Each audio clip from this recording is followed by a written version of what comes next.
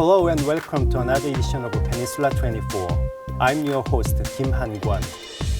First, let's take a look at a short video footage about the rapidly changing diplomatic relations of North Korea and pending North Korean issues.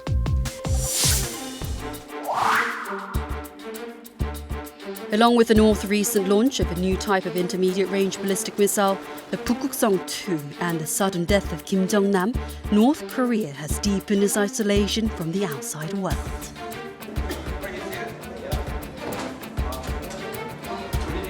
VX only requires 10 milligrams to be absorbed into the system to be lethal. So I presume the amount of dose which went is more than that.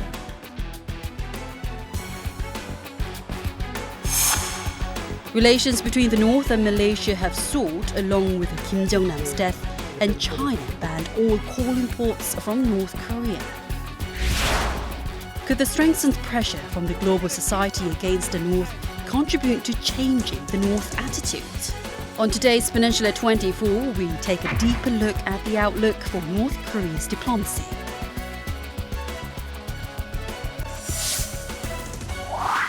For today's discussion, we are joined by Kim Tae-hyun, Professor of International Relations at Chung-Ang University. Thank you for having me. Thank you. And Choo Jae-woo, Professor of Chinese Studies at Kyung University. Thank you. Thank you. And Myong-hyun, Research Fellow at the Asan Institute for Policy Studies. It's a pleasure to be here. Thank you. It's been about 2 weeks after Kim Jong-nam was attacked and killed at a Malaysian airport, and there have been different sizes of argument after the Kim Jong-nam's assassination. Malaysian authorities announced that autopsy report on the death of Kim Jong-nam and mentioned that North Korea regime is behind the Kim Jong-nam's death. And during the investigation process, there's been a strong confrontation between North Korea and Malaysia. I'd like to listen from all three of you regarding this question. What's the major cause of such conflict between the two countries? Professor Kim, please. Well, so far, 9 suspects are identified, including those 2 female suspects. One is from Vietnam, the other one is Indonesian. But the rest, 7 of them, are all from North Korea. And one is specifically involved in Second Secretary of North Korean Embassy in Malaysia. So it is not known yet. I mean, Malaysian government has not confirmed that the death person was, in fact, Kim Jong-nam. And also, is North Korean government directly involved in that one. But still, somehow, I mean, the way the North Korean embassy is behaved in Malaysia and the way the North Korean government is involved, North Korea seems to be very unhappy with North Korean government. That's the way they recall the ambassador to North Korea. And recalling ambassador is a very serious way of protest, diplomatic protest. So, I mean, even that, and Malaysia's is kind of dignity or identity is at stake at this moment because all the world's internet community, news media are watching on them. So, yeah, I mean, it's gonna be, depends on how, to what extent the North Korean government is directly involved in that assassination. North Korea and Malaysian relations could be very seriously bad in the future. Okay. Professor Chu? Yes, I think the really main fundamental cause here is because obviously North Korea carried out an act of terrorism. Act of terror is very much a very sensitive issue to all governments and people. But for North Korea to have this act of terror carried out in the Malaysian soil, and that's okay because people, tourists get ransacked on foreign soil. And, then authorities get involved and they will try to figure out, try to find the, cause of the problem here. But here, I think the problem is not only did North Korea carry out an act of terror, but at the same time, North Korean government or authority is not cooperative here. So that's why I think that's where Malaysian government and authorities got really insulted and felt offensive on this particular case. All right. Yeah. All right. Dr. Go, do you have any other opinions and questions? Yeah, I mostly agree with my panelists in this regard. But I think I'd like to add that it looks like the events are unfolding beyond the expectation of the North Korean regime. It looks like North Korean regime only paid attention to the successful assassination of Kim Jong-nam and didn't think too much about the repercussions of carrying out this assassination in a foreign soil, especially in Malaysia, which has a friendly relationship with North Korea. So I think North Korea is taken aback by the Malaysians' strong reaction, which in any normal circumstances would be expected. As Professor Ju mentioned, this attack was carried out in a major international airport. And this is a very sensitive area for all parties concerned because of the sensitivities of that exist after the 9/11 attacks in the United States in 2011. So you don't mess with international airlines or international airports anymore. But North Korea didn't take that into account when they planned this assassination. So in a way, it shows that how North Korea is unable to handle a major international conflict or like a diplomatic incident like this. All right. Professor Kim, why do you think the North Korean regime has demanded Kim's body be returned to North Korea, despite going through the souring diplomatic relations with Malaysia? In fact, Malaysia has maintained very friendly relations with North Korea since 2000. They have opened relations in 1973, right? And also, North Korea has maintained a very large diplomatic representatives there and any other presences. So, I mean, even to the extent that they has a visa waiver agreement with North Korea since last year and so on. So, I mean, then Malaysian government recalled the ambassador. I told you that that is the diplomatic practices. Recalling ambassador is a kind of very serious way of protest. There could be two causes for that kind of recalling. One is Malaysian government made this so as a protest against North Korean ambassador's behavior. He openly criticized Malaysian government and policies, which is not very diplomatic cordial way of doing that.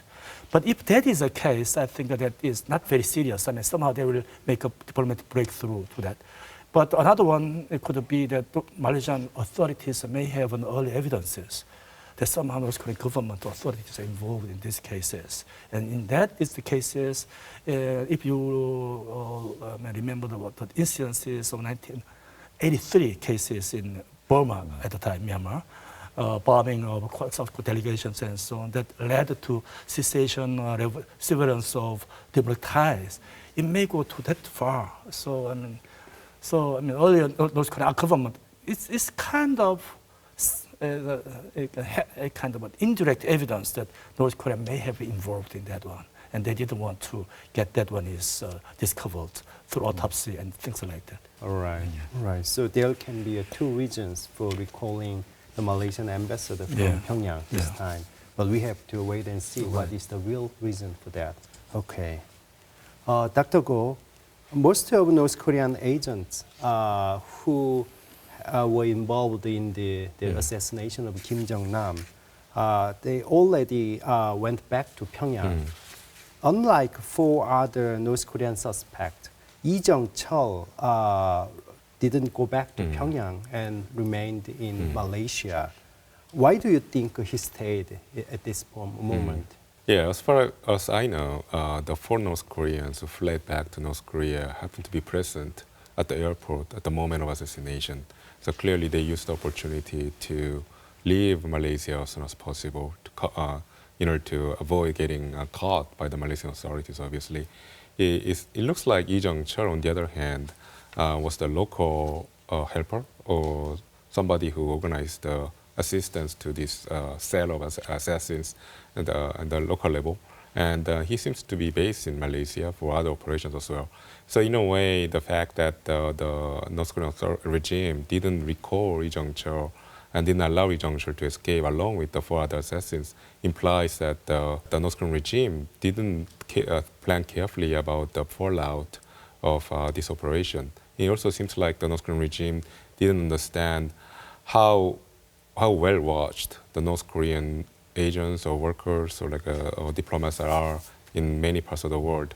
And in many cases, I think North Koreans are suspected of carrying a cover for the North Korean regime. So I think Malaysian authorities were aware that there are many North Koreans on the ground who could be involved in this operation. So they've been watched very carefully, and they were put under surveillance for a long time. So I think that's the reason why Lee Jung-chul was called, whereas the other four agents were allowed to return to North Korea. All right. Professor Choo, Yes. Global media has paid its attention to the future move of Kim Jong-nam's son, Kim Han-sol. What is your take on this? Yes, just like Malaysian authorities announced that they prefer to return the remains of Kim Jong-nam to family members, and I think he's the eldest son in the family, and I think he has a little younger brother in Macau. But so I don't think the mother or those people in Macau can come and receive it. Plus, at the same time, other than his little brother, he's the only available provider of DNA to really confirm and verify if the remaining body of the assassin is Kim Jong-nam. So I think he's in position to have to make a trip to Malaysia if he wants to retrieve the body from Malaysia. But whether he'll come, we're not too sure at this stage. Personally, my personal take is that he might not come for various reasons, because of security reasons, as well as uncertainty surrounding the procedures, because Malaysian authorities have not made clear about the procedures. They've been going back and forth as to who should be retrieving the body. So everything's so unclear.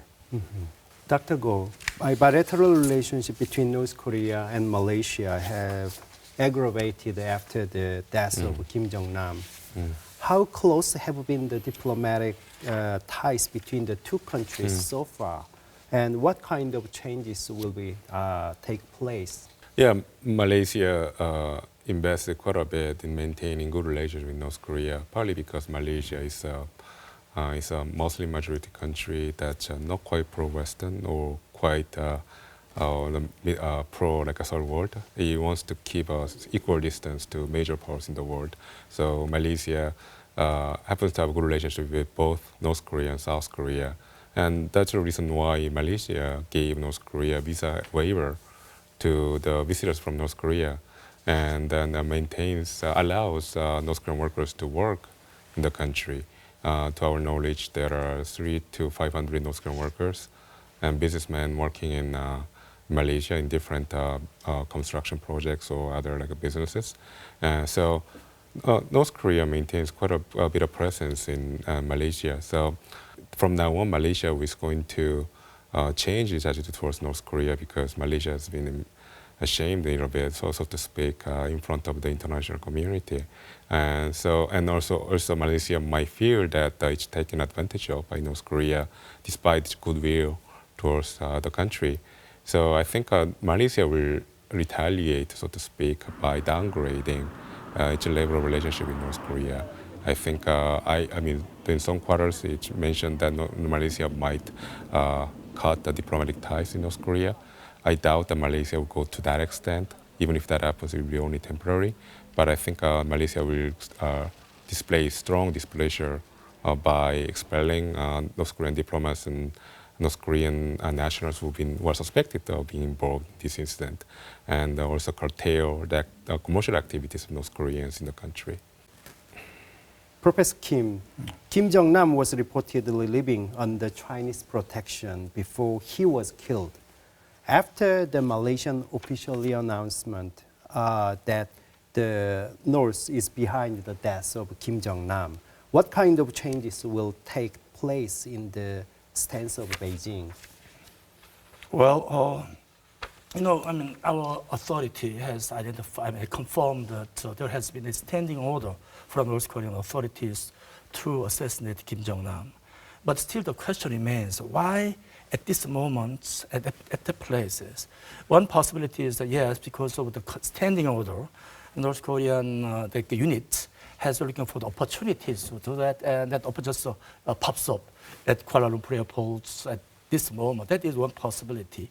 Well, another thing is that there is something going on inside North Korea about the stability of Kim Jong-un's regime, and with Kim Jong-nam as possible replacement and so on. I mean, the Internet Committee has been so disappointed with Kim Jong-un's his provocative actions, 2 nuclear tests last year and 20 plus missile tests, even this year's missile test and so on with you.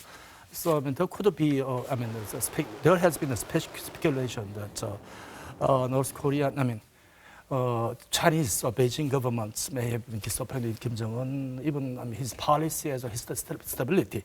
So given that, when North Korean out of the kind of fear of regime change and so may have done that. If the second possibility is true, then I think China will be really, really upset. I mean, already China has been disappointed with Kim Jong-un with all the provocative actions, and this is, if it is proven that it is North Korea's action which is identified or classified as an act of terrorism, as Professor Choo said, then North Korea is a terrorist, was state-sponsored terrorist, right? So, and China as a member of United Nations Council, permanent member, and China can't stay with North Korea or at least the Kim Jong-un regime. So it's gonna be a serious blow to North Korean regime, Kim Jong-un at least. And China is giving us an impression they are protecting on kind of terrorist regime and so on. That is kind of a thing. So if China somehow, China doesn't want North Korea state itself collapses. This is obviously that, but China may be disappointed with Kim Jong-un himself, then what else? Well, they could look for some alternatives as well.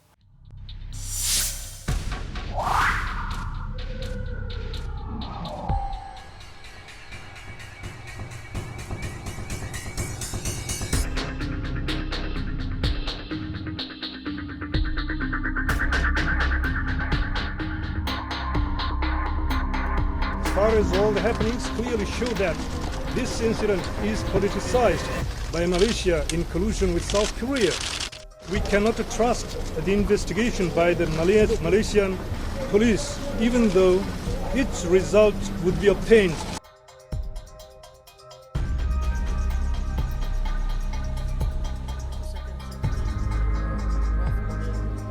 Our police and our doctors are very, very professional.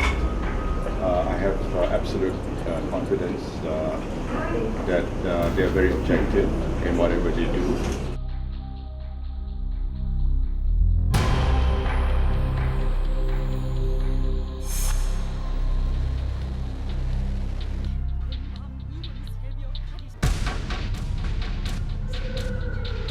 I think we were very unanimous in saying that obviously we have to implement the very robust, strong resolution that we already have, and that we will keep on watching the situation very seriously.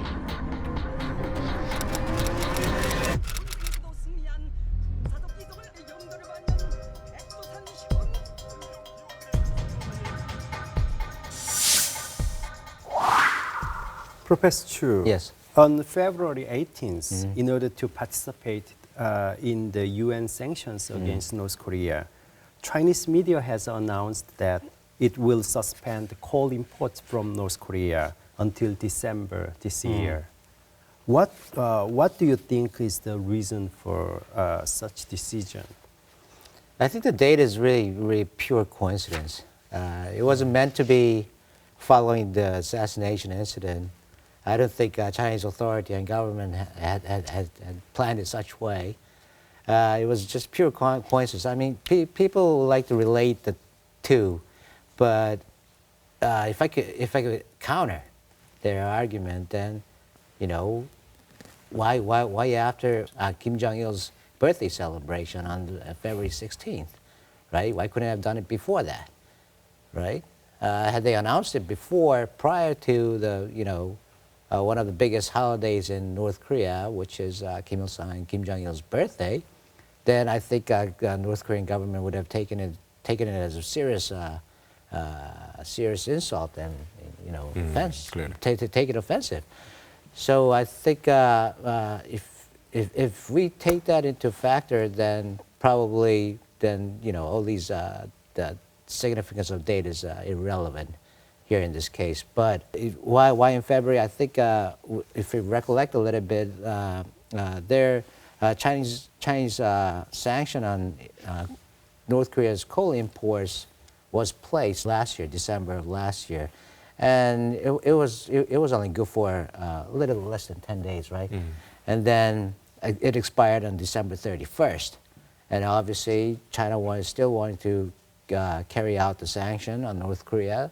So as an extension of that, they wanted to extend the sanction, and I think they had to review the whole process once more.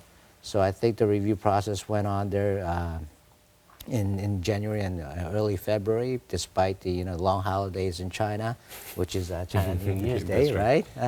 So I think their final decision came out around that time, and I think it was pure coincidence that it was announced on the same day of the death of Kim Jong-nam. All right. There are some other opinions, actually, if we just consider it is a pure coincidence between China and North Korea. For example, some people are saying that China has already secured enough amount of coal from North Korea and announced the suspension later. Yes. And in order to demonstrate China's the proactive participation in the UN sanctions against North Korea. Why do you think we are seeing a lot of skeptical eyes on China's attitude always? Because we definitely don't trust China. I think it couldn't get any simpler than that, right? Because China has been, words first, action later. And that has been the case with the United Nations resolutions and follow-up sanctions against North Korea. But recently, just looking at the coal and the past year and a half or two or so, China has been really proactively promoting all these individual sanctions against North Korea, including the coal, for example, last December. And other than that, they just a couple of weeks ago, I think they also announced a list of additional items to be banned from North Korea. And there are a few other measures that has a long list of items, including dual technologies and so forth. So despite China has been showing some proactiveness with sanctions on North Korea, but still, people are not too confident in China because, they haven't really, they have broken their promises and words on many occasions in the past. So, trust doesn't come overnight, right? Yeah. So, and plus, with all these coal deals still remaining, carried over from last year, I think Dr. Ko has quite a few insights on the particular matter, and I think he can elaborate. He can elaborate on the deals. Dr. Ko, do you have any other opinions? If I can add, I would say, I think a lot of coal transactions between China and North Korea is based on long-term contracts. So oftentimes the Chinese buyers pay the money first, then get the goods later. So in order for these long-term contracts to settle, it takes quite a bit of time for all the settlements to happen. So it looks like Chinese government took into consideration this fact in order to wait for the right moment to impose sanctions and then limit the quantity of coal imported from North Korea. That's one explanation. And another explanation for the reason why China's actions are suspected so much, despite Chinese public declaration that China is all for sanctions, all for denuclearization of North Korea, is because I think China preferred to keep a position of ambiguity when it comes to North Korea in order to maximize its strategic influence in the Korean Peninsula. So it tended to minimize the role of the official sanctions, meaning international multilateral sanctions through the United Nations. Those measures oftentimes they're kept at the minimum or the least, the lowest level that's acceptable to the international community. And China preferred to employ unofficial sanctions against North Korea. Those sanctions that are in a very ambiguous area, gray area, that China can later deny or they don't have to deny or confirm about the action at all. So that track record has instilled some sort of a lack of confidence when it comes to Chinese intentions regarding North Korea. In a way, China is paying the price of those behavior now. But as Professor Choo mentioned, there are clear signs that China has brought its acts together when it comes to North Korea. It's very concerned about North Korea's race to become a nuclear state at this moment. But in my opinion, at least, it came a little bit too late. All right. Professor Choo, Yes. Kim Jong-nam's death has once again shown brutality and inhumanity of the North Korean regime. And it might worsen the North's current position within the global society, considering the strengthened global sanctions against North Korea. Do you think it is also a calculated move of the Kim Jong-un regime, of this Kim Jong-nam's assassination? Why, at this particular moment, that seemingly valueless and very vulnerable and fragile Kim Jong-nam you want to kill while risking all your diplomatic privileges and potential benefits for Malaysia? Why sacrifice that? I think when an authoritarian regime or authoritarian figure, they pursue a horror politics, and it also could be translated into their fear of potential opposition and fear of revolt against himself. So I like to look at it from that perspective, and I think given the characteristic and the vulnerability or the political value of Kim Jong-nam at this moment, I think while he might be depicted in such way from in the outside world, but I think Kim Jong-un might be really concerned and fearful of possible connection with Kim Jong-nam inside, and he might be really preoccupied by some sectors within the party and the government, or even to say matter military, they might have a strong connection with Kim Jong-nam. And I wouldn't be surprised if a purge of all these people supposedly in connection with Kim Jong-nam. And to that extent, if we can extend a little bit further, it means those sectors that favor close relationship with China, in other words, pro-China sector too. So I think that's a kind of reflection that we can infer to when we're reading this incident. Professor Choo already Yes. pointed out that probably the North Korean leader Kim Jong-un worried about the connection between Kim Jong-nam and any sanction within the KWP, Korean Workers' Party. So probably from the Kim Jong-un's position, it will be a serious threat for his political power and political dignity. In the same light of Professor Choo's argument, Professor Kim, there's been divided opinions on the North's intention of assassinating Kim Jong-nam. Some are saying it is because of the unstable regime, while some others are saying that it is to show off the internal solidarity. What is your take on this? Well, as I mentioned already, that there is two possibilities on the particular instances why the killing at that time, at the moment, I mean, the places. You see, there was a standing order and opposite shows off, and they just took advantage of it, and that what happened. If that is coincidence, but if it is given specifically ordered by highest authority in North Korea at that moment, no matter where it is, wherever you have the chance to do it, then it may show us a strong internal instability, I think.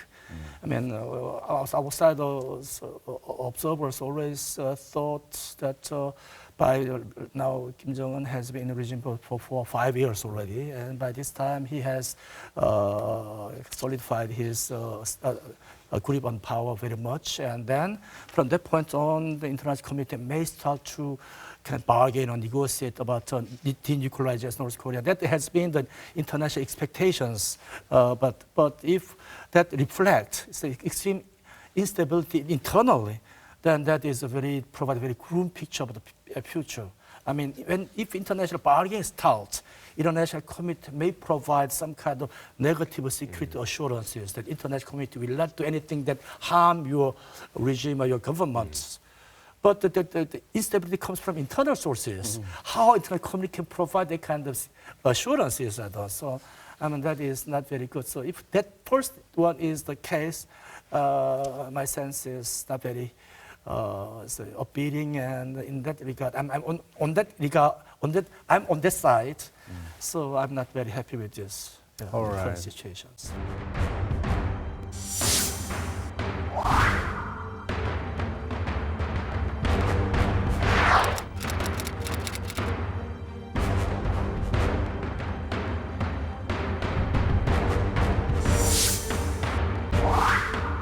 I'd like to move our focus from Pyongyang to the U.S. Dr. Go, President Trump has shown his will to take a strong stance against Pyongyang. There's been possibilities of a preemptive strike, a secondary boycott, and even toppling down Kim Jong-un's regime have been discussed around Washington. Do you think such prospects can bring about a positive impact on solving North Korean issues? Well, Trump has mentioned, or at least some of the U.S. politicians in the U.S. Congress have mentioned that it's about time that both the United States and the international community should entertain possibly more serious options in regarding the North Korean issue, such as also you mentioned the decapitation of Kim Jong-un, preemptive strikes against North Korea's WMD facilities, as well as a secondary boycott on third country firms, namely the Chinese firms that do transactions with North Korean state enterprises. These are very strong measures. The reason why these measures have been implemented before is because these are controversial, and some of those measures not only affect North Korea, but also affect China, which is a very important partner when it comes to solving the North Korean issue. So whether the Kim Jong-nam's assassination at this moment have increased the chances of these radical measures to take place, I would say no. I think Kim Jong-nam, despite the sensational nature of his assassination and the shock value that he brought to the international community, because it happened in a very peaceful region in the world, namely the Southeast Asia. I mean, in many respects it's not, but then when it comes to international conflicts, we think Southeast Asia is pretty peaceful. So they receive a lot of spotlight. But then when you think about the strategic calculations of all the major players surrounding North Korea, I don't think it has affected their strategic calculus or expectation about the North Korean regime. So I think the China's hesitation regarding the North Korea's future still remains in place. Also, the U.S. Lack of response to North Korea's recent launch of ILBM still hasn't really gotten a response. So as you can see, the options are on the table, but then the downside of these options are still there. So I don't think we are going to see new actions precipitated by the Kim Jong-un's assassination. All right. Professor Kim, Dr. Go already mentioned about China's reaction of the U.S. intention, how the U.S. see the North Korean issues at the moment. But there's been a possibility that such a strong stance of the U.S. Against the North might be criticized by China and Russia. What are your thoughts on this? Well, I mean, China and Russia always preferred kind of solving North Korean WMD issues through dialogues and diplomacy. That is, but from the U.S. perspective, international bargaining include threat of forces as well, right? So I mean, that is kind of a thing.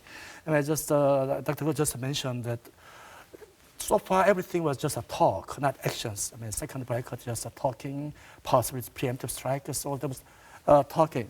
But on the other hand, couple of weeks ago, New York Times ran a long article suggesting that it's beginning of a new dialogue with North Korea.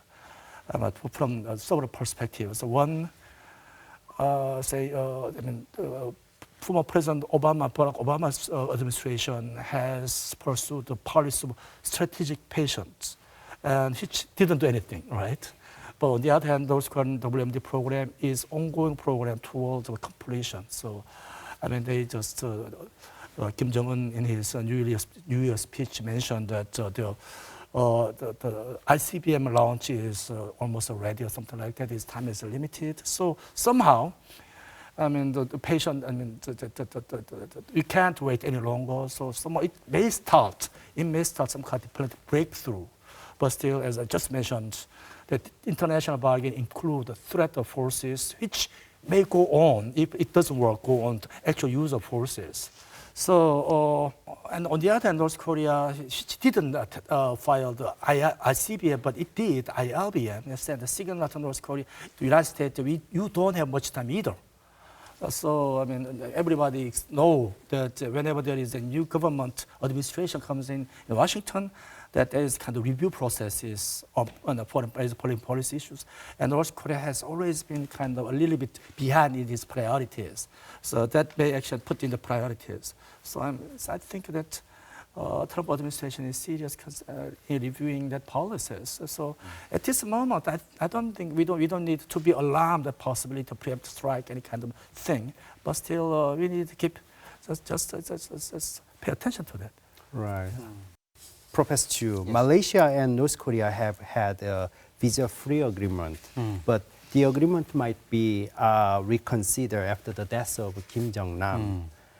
Other countries in Southeast Asia who have maintained close relationship with North Korea might also turn their backs on North Korea in the near future. Does it mean that the North's isolation from the international community might be different at the moment? I mean, if we can re-simplify it, just a death of one person, although the government was behind it. To what extent could that have an aftermath effect on other Southeast Asian states? I don't think that could be the case here. Well, if we look at some incidents that happened in Malaysia, although they're different characters and they're very contrasting in nature too, but the Malaysian airline that just disappeared from the radar, and we don't know where it went. And Malaysian authorities have not said anything. They were not too cooperative, and they're not sharing any information with the outside world. But has the outside world put any sanctions on them, especially China? No, that wasn't the case. All right. So yeah. How about from the North Korean perspective, how North Korea will maintain good relations with Southeast Asian countries after the death of Kim Jong-nam? How do you see, Dr. Go? Yeah, I mean, it will be very challenging, at least temporarily. I think the reason why Malaysian authorities are reacting so negatively towards North Korea at this moment, as Professor Ju mentioned, it's not so much because of to whom this incident happened. It's more about North Korean regime's handling of this issue with Malaysia. I think Malaysia fears their national prestige at stake. It happened in, as I mentioned before, happened in a very high visibility location, like the international airport in this case.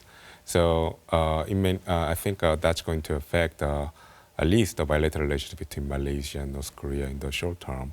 But regarding other countries in Southeast Asia, such as Thailand and Indonesia and Cambodia, I think these countries would like to maintain more or less good relationship with North Korea in the long run. I think they might react to this episode in favor of Malaysia because it also show of solidarity with another ASEAN member country. But then in the long run, I think there's a diplomatic incentive on Southeast Asian countries to keep neutrality when it comes to the Korean Peninsula issues. So we can take two points. One is that obviously North Korea will be increasingly difficult situation in entire world and also in Southeast Asian countries. Southeast Asian countries are reflecting their long history of international, colonial rules, and they have been very neutral stance in everything. So, and also many Southeast Asian countries are members to NAM, non-alignment movement, which North Korea is also important part of it, all those things. That is political aspect. But increasingly North Korea its behavior is disturbing to South Asian countries as well. For example, when North Korea tested its first nuclear bomb just January of 2016, I was in Myanmar, and Myanmar government issued a statement for the first time ever in history denouncing, criticizing North Korea's behavior. And because of that, North Korean deputy ambassador was recalled to North Korea in punishment. And so at the time, I was asking South Korean embassy member that whether the South Korean government was involved in persuading Myanmar government to issue that kind of statement. They said no. They said no, Myanmar's voluntary judgment. And I asked Myanmar side. They said yes, we are embarrassed by North Korea's provocative actions. And while Myanmar is trying to be a kind of real responsible member to international community. So that's so. It's almost a self-inflicted wound to North Korea that they are losing diplomatic support in those previously very important countries. But on the other hand, we should not over-enjoy North Korean diplomatic self-inflicted wounds. Right. There have been various speculation on Choo Jae-woo, North Korea's key political figure and one of the top aides to the leader Kim Jong-un, as he has not made public appearance lately. Some people are saying that he has lost some of confidence from Kim Jong-un recently, and others are saying that he might have visited China. What's your take on this, and how do you assess the overall stability of the current Kim Jong-un regime? With confidence, I have to discount his visit to Beijing. I don't think it's happening because I don't think China is ready to really carry out a top level or something similar to that level of dialogue at this moment. But so we have to make an intellectual guess here, and my guess is that in referring to his past absence, there were two cases. One, he was sick. The other, he lost his confidence to Kim Jong-un. So there were both cases. So it wasn't his first time disappearing from the public scene. So there's one allegation that he was sick. The other allegation was that he was sent to the countryside to re-educate himself. So could be either way. Could be either way. But at this moment, if I recollect correctly, then there's a majority of cases of those coming and going were basically were sick because these cadres are pretty old. All right, so we have to think of health issue also at this moment. Right. Dr. Go, do you have any other ideas about Choo Jae-woo? Yeah, I think, but then I agree with Professor Ju that this cannot be considered as a significant indicator about the strength of the regime or weakness of the regime, because Kim Jong-nam's assassination is very different from Jang Song-taek's execution. Jang Song-taek was based domestically inside North Korea, had an important following in the North Korean regime. So the fact that he got purged indicated that there's a strength on the side of Kim Jong-un, but also a temporary weakness on the regime because it was going through an internal conflict and internal purging process. With Kim Jong-nam based outside of North Korea, seemingly without any connection with the factions within North Korea, the only shock value is what happens in the outside of North Korea. Inside, this has no repercussion at all, apparently. So in that sense, Kim Jong-nam's assassination is not an indicator of weakness of the regime at all, in my view. All right. Lastly, I would like to ask you all to give your advice on the government's North Korean sanctions, considering the rapid changing facing the North Korean diplomacy. Trump has been very aggressive and assertive with his words, and China seems to be very responsive and sometimes indifferent to these rhetoric. But here, they're mentioning of preemptive strikes, secondary boycott. I don't think we should get swayed by these rhetoric. Nothing's going to happen. I'm going to put my hands down on that. Mr. Trump is not going to do anything. The United States Congress is very, very too wise to do anything that foolish. There's already precedence. With preemptive strike, once you succeed with detonation of nuclear bomb, then preemptive strike is out of question. Secondary boycott, the United States tried to do it against Cuba, whose economic size is as small as North Korea. Even with Cuban case, when the United States would try to impose secondary sanctions on European companies, on Canadian companies, they took it as offense. And European governments, they decided to take the case to the WTO. Canadian government, they adopted a new law to countermeasure it, as a countermeasure. So, secondary boycott, if that is going to be applied to China, China's government has so many options of strategic countermeasures. So here, I don't think the United States is too foolish to really go with secondary boycott. So I just hope that once we have a new leadership in our government, that we cannot be swayed by all these diplomatic rhetoric. Dr. Go? Yeah, so, in the past couple of weeks, we heard so much from different parts of the world, from Washington, from Beijing, from Seoul, from Tokyo, and including Kuala Lumpur this time. And I think hidden behind all this noise, I think the most significant development, in my view, was China's increased level of sanctions against North Korea. Compared to what happened to Kim Jong-nam, his assassination, that happened to be very sensationalistic and shocking, but in my view, doesn't have a policy value. But when it comes to China's decision to up the ante, to mount more pressure on North Korea economically, I think that's a very important development because, as Professor Choo mentioned, right now, the most most notable discourse going on is that we should employ novel approaches to solve the North Korean problem by employing extreme measures such as preemptive strikes or decapitation operation against Kim Jong-un, which have dubious chances of success, in my view.